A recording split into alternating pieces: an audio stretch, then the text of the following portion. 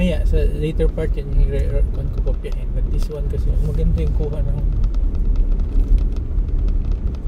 So we're traversing, no, still yung Cagayan de Oro, Dominoro, parang dol to, no, but we saw yung notice kanina na beware of fake titles. This is a military reservation.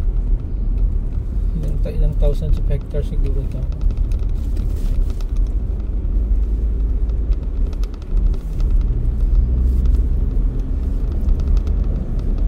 Magandang kalsada dito, so this is highly recommended yung private na pa.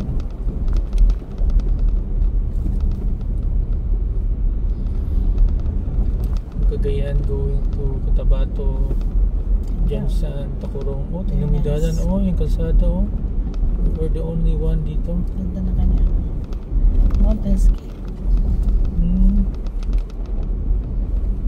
Wow, yan o. Dito. Wow, dito. Ganda. Parang kang nasa abroad, no? Dito lang po. This is pwedeng develop na tourist destination, mga activities lang sila.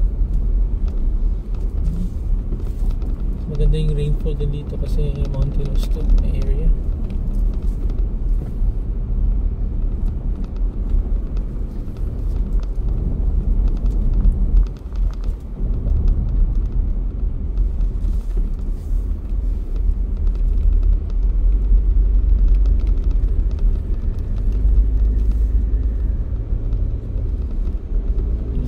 Yung mga kaharap mo na mga gabiyahe here.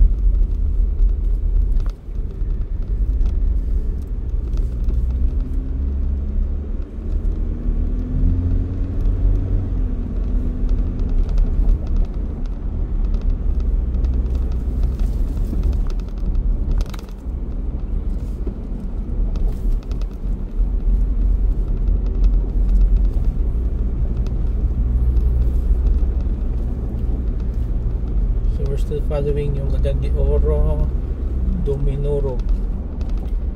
Dumaan na kami ng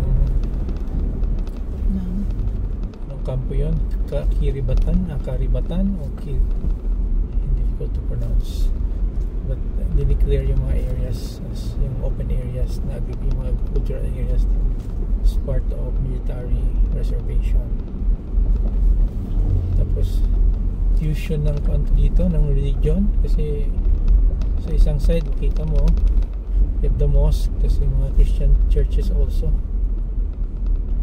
kasi this is part of Bukidnon na adjacent sa Lanao del Sur saka Lanao del Norte. Sa other side is Marawi na, kasi yung Manabiling nakita ko sa mapa yan, that's near Marawi na eh. Ha?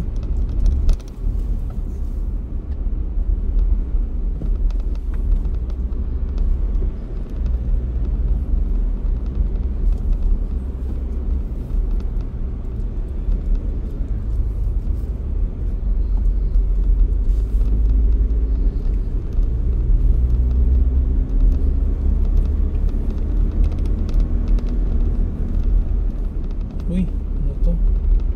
Stop siya, nagbibili ng mga prutas siguro to, punta ka dyan, di oro to mga to ba? Ang mga spices, no? I think siguro yan. Uy, mura yung mga gulay dito ah, no? Mga kamote. Mas turpe yan. Ha? Mas turpe. Hindi, mas mura dito. Bukid talaga ito dito eh, saka malamig.